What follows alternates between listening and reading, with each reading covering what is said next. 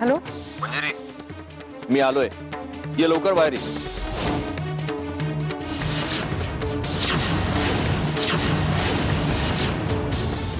बाहेर बाहेर बाहेर म्हणजे? हो बाहेर, आपल्या तुळशी वृंदावनापाशी.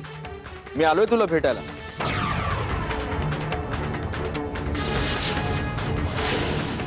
अहो मी आता ते मी ते तू एवढी गोड बातमी दिल्यानंतर मी तिकडे हैदराबाद मध्ये बसून राहणार आहे.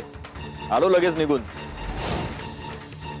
चल चल चल, ये लवकर बाहेर ये. मला तुला एकांतात भेटायचंय आधी. लवकर.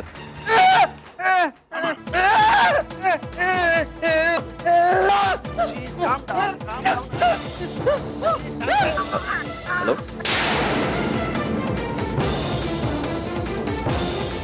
हॅलो मंजिरी, कोणाचा आवाज आहे? कोण आहे तिकडे? हॅलो.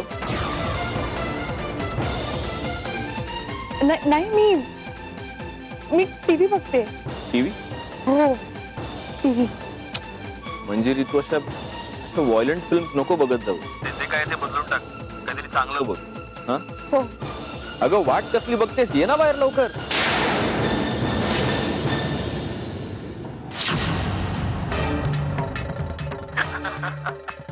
तुला काय वाटलं मी खरंच आलोय? मी इथेच आहे अजून, हैदराबाद मध्ये. येण्याची खूप इच्छा होती. निघालोही होतो. फ्लाईटची चौकशी केली होती, बुकही केलं होतं. पण नेमकी एक इम्पॉर्टंट मीटिंग लागली. नाही टाळू शकलो. खर तर म्हणजे मी आता तुझ्या सोबत असायला हवं, पण नाही येऊ शकलो. पण लवकरात लवकर येण्याचा प्रयत्न करेन. चल, मी नंतर करतो फोन तुला. आणि ऐक, I love you. Bye.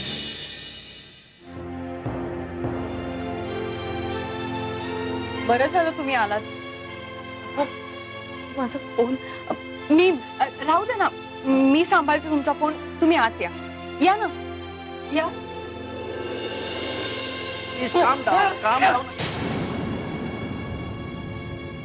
Sorry, माझ्यामुळे तुम्हाला सारखं सारखं इथे येण्याचा त्रास होतोय.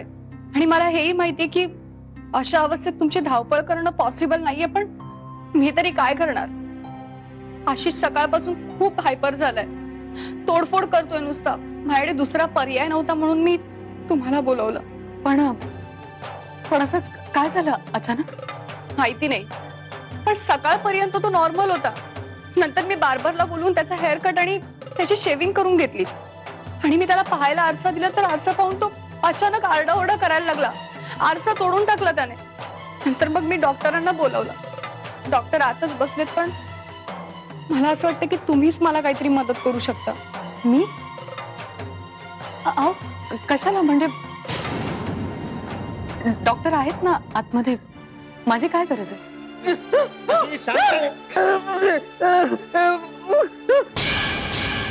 प्लीज, मागच्या वेळी डॉक्टरांनी सांगितलं होतं ना की तुम्ही थोडी मदत केली तर त्याच्या तब्येतीत थोडा फरक जाणवेल.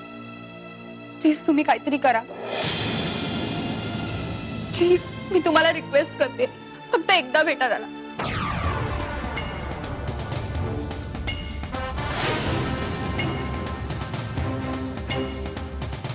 ठीक.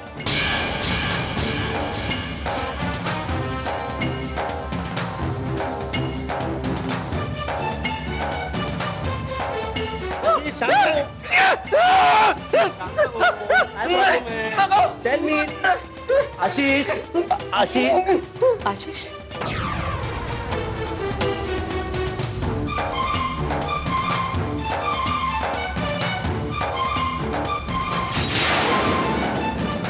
आशिष तू थोडा शांत हो प्लीज.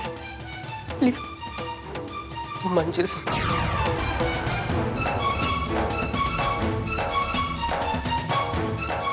मिसेस मुदोळकर, शांत राहा, शांत राहा. घाबरू नका. त्याच्यात सुधारणा होते. त्याला कोऑपरेट करा.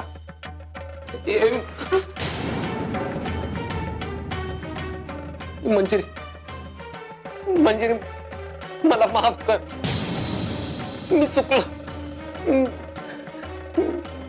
मला मला मारू नको. मला मारू नको मंजिरी. मी पुन्हा नाही असं वागणार. मी नाही वागणार असं पुढे. पण मला मारू नको मंजिरी. मंजिरी मला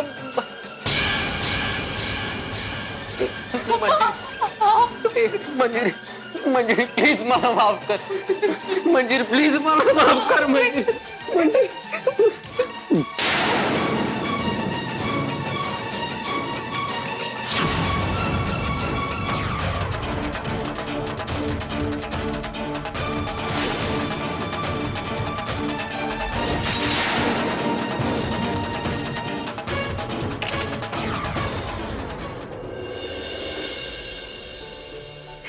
वहिनी ए वहिनी ऐक ना आज आपण शॉपिंगला जाऊया का? अगं लक्ष्मी चौकात एक दुकान आहे लय सुंदर नारायणपेठ बघितली बघ लय चांगला कलर आहे जाऊया ना आपण शॉपिंगला तुम्ही म्हणताय ना मग जाऊया संध्याकाळी. लय छाक झालं बघ. नक्की जाऊया दुपारीच जाऊया आपण ए मंजिरी तुझी मंजिरी घरात नाही आहे गेली गावहुंडर आहे काय काय नाही एरवी चेहऱ्यावर भोळेपणाचा भाव काढून बस पण जरा आपली नजर वळली की टिकतो वय तिथं पाय घरात आधीपासूनची सवय आहे थोडी जाणार आहे बराबर आहे तुझी लहानपणची सवय कुठं जाती वयानं निस्ती वाढली आहेत बघ अक्कल अजून गुडघ्यातच आहे चारे एक संधी सोडून अगस मंजिरीला बोलायची का ग सारखी टोमने मारत असतीस तिला काय मिळतं तुला आय मला एक कळ ना तुला माझ्याच वागण्यात खोट दिस आणि बाकी समधी दुनिया तुझ्यासाठी बरोबर असती नेहमीच येत मंजिरी अगं काय ग कुठे गेलती तू अहो तिला बसू तो द्या आधी. दमलेली कशा पाहिजे दिसते सर ग बस तिच्या मांडीवर बस जा, बस बरं वाटतंय का? दमलेली दिसतेस खूप. मी पाणी घेऊन वय वय घेऊन ये. काय ग कुठे गेलतीस तू अगं सांगून नाही का जायचं जीवाला घोर लागून राहतोय ग अहो नाही मी मधुरा सोबत गेले होते तिला सोबत हवी होती आता मधुरा बी कळ ना हा ही पोटूशी हाय अडलेली हाय आम्हाला कुणाला तरी सांगायचं की म्या हाय चारू हाय प्रिया हाय कोणी बी गेलं असतं की तिच्या बरोबर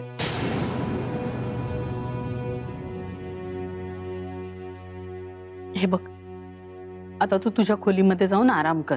कॉफी मी पाठवते रूम मध्ये. चल चल चल सावकाश. काय ग तू बी हा सांगून जायचं नाही का काळजी वाटून राहते ग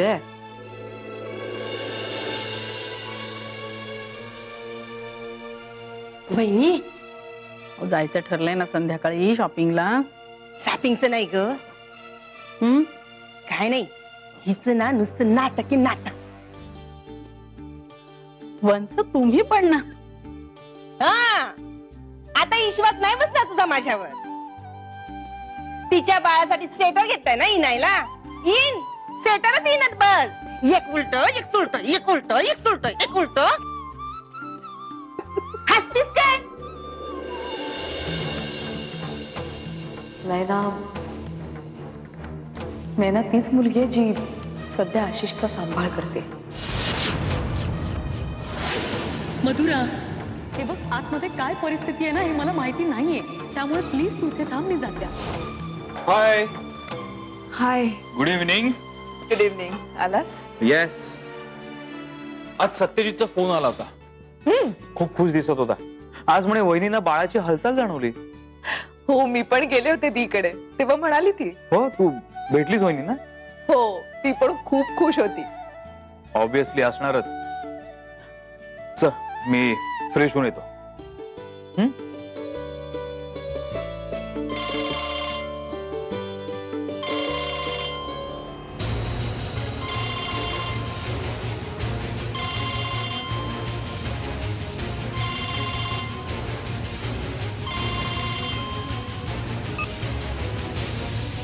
हॅलो काय झालं ग तू मंजिरी बरोबर गेली होतीस ना आशिषला भेटायला. आपण या विषयावर नंतर बोलूयात का? मी आता तुझ्याशी नाही बोलू शकत आहे, आपण नंतर बोलू प्लीज. ओके, तुला काही प्रॉब्लेम असेल तर नंतर बोलू, हरकत नाही. चल बाय. काय ग, कुणाचा फोन होता? प्रियाचा. प्रियाचा? मग असं का म्हणालीस की नंतर बोलते म्हणून? नाही म्हणजे तुम्ही एवढ्या कुठल्या गहन विषयावर बोलणार होता? काही नाही, प्रिया नवीन जॉब शोधतीये ना, म्हणून मी तिला जरा मदत करत होते, बाकी काही नाही. ते सोड ना, मी कॉफी आणते तुझ्यासाठी. मधुरा, एक मिनिट. या घरात प्रियाचं नाव किंवा तिचे फोन्स कमीत कमी वेळा आलेले जास्त आवडतील मला. कळतं ना तुला मला काय म्हणायचंय ते?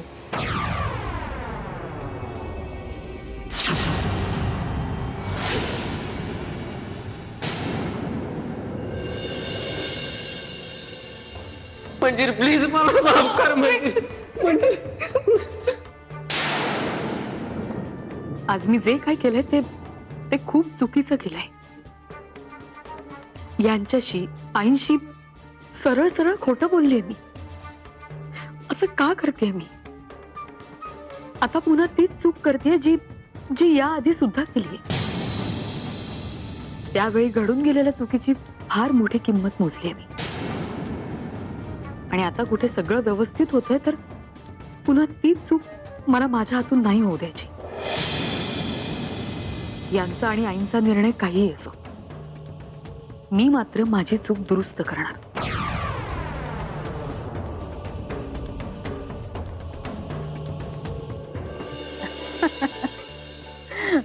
बोल, आज मला कसा काय फोन केला? फोन कसा केला म्हणजे?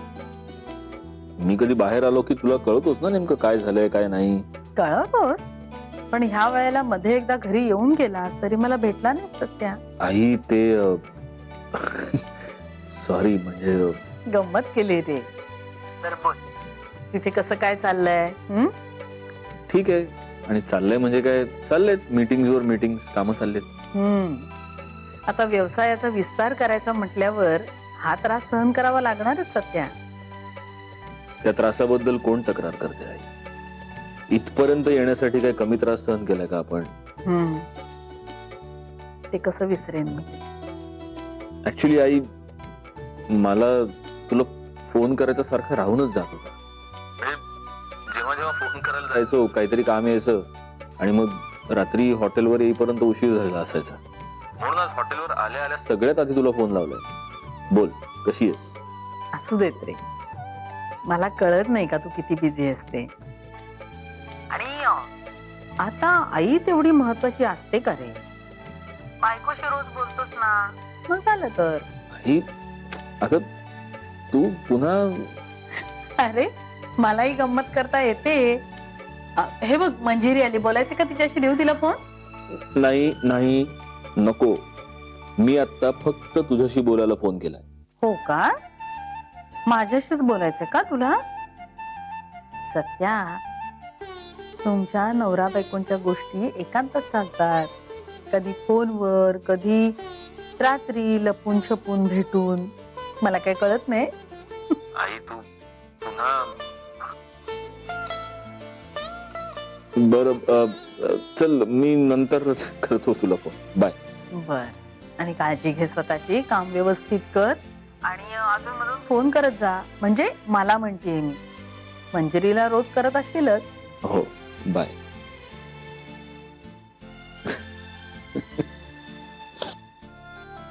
हा. सत्यजितचा फोन होता. तुझ्यावरून असं छळलंय मी त्याला.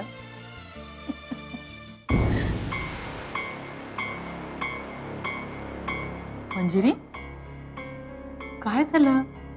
हा, काही बोलायचंय का? काही हवंय का? हो आई, मला तुमच्या पुढे गोष्ट कबूल करायची होती. कुठली?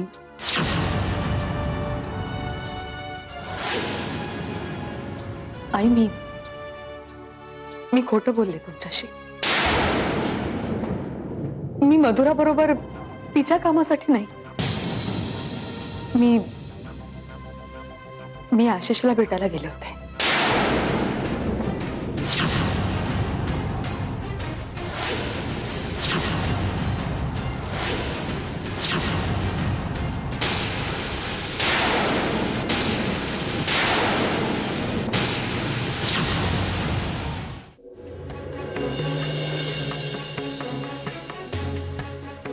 ए येड्या, बघतोयस काय?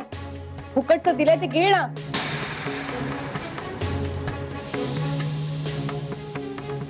समजत नाहीये का तुला? कानाचे पडदे फाटलेत का तुझ्या? एकदा का गिळलंस ना की तुला झोपेच्या गोळ्या देऊन मला बाहेर जाता येईल. ए मेंदू बरोबर कानालाही झापडा लावून घेतलेस काय?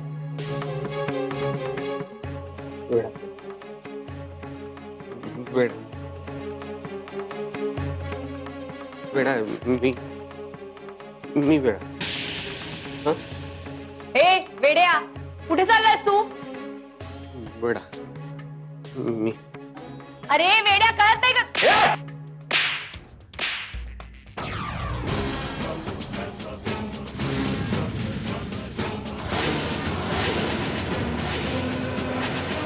काही आयटम वेडा वाटतो मी तुला?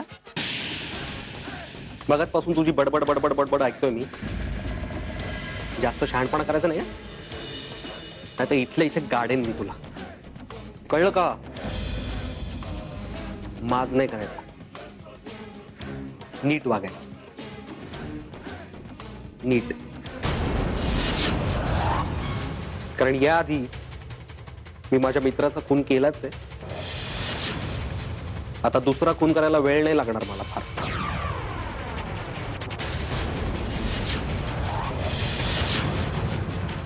समजलं?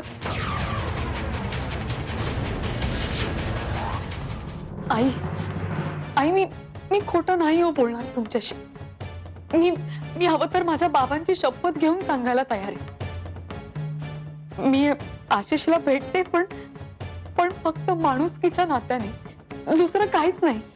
खरंच या आशिषमुळे माझ्या अख्ख्या आयुष्याची वाताहत झाली. केवढी तरी दुःख मला भोगायला लागली. यांचा माझ्यावरचा विश्वास मी गमावलाय. माझी आई गमावून बसली. पण खरं सांगते, आशिषची जी काही अवस्था आहे त्या सगळ्याला मी जबाबदार आहे. हे मी कुठेतरी विसरू शकत नाही, म्हणून मी त्याला भेटते.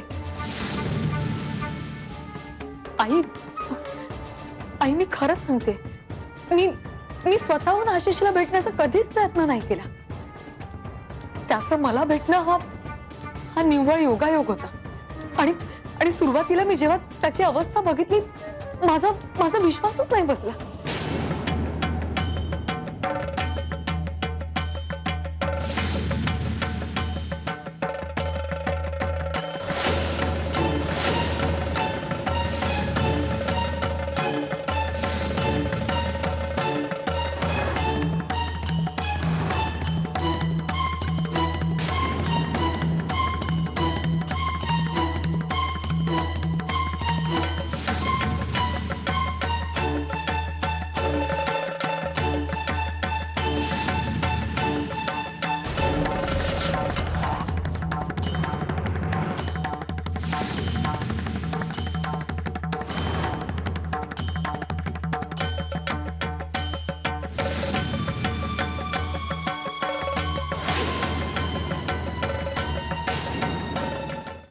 देवाने त्याच्या नीच कृत्याची शिक्षा त्याला नक्कीच दिली आहे.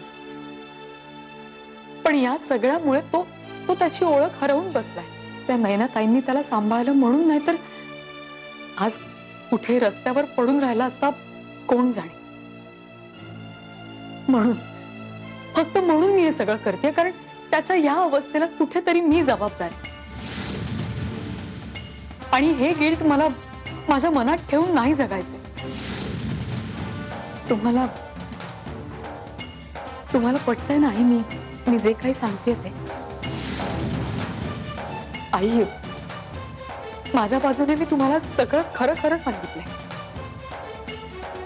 आता तुम्ही विश्वास ठेवा अथवा ठेवू नका, पण मी खरंच सांगते, माझ्यात आणि आशिष मध्ये तसं कुठलंच नातं नाहीये, कधीच नव्हतं. आशिष माझा फक्त चांगला मित्र होता, पण त्यावेळी त्याने अगदी पद्धतशीरपणे कट कारस्थानं करून माझ्यात आणि यांच्यात गैरसमज निर्माण केले. आणि माझी एक चूक झाली. यांच्या कोटला चिखल लावणारी मुलगी मीच होते हे मी त्यांना आपणहून कधी सांगितलंच नाही. आणि त्या चिखलानेच माझं सगळं आयुष्य बरबाद केलं. पण नाही, आता मी हे पुन्हा होऊ देणार नाही. आज मी जे काही तुम्हाला सांगितलंय ते सगळं मी यांना सांगणार आहे.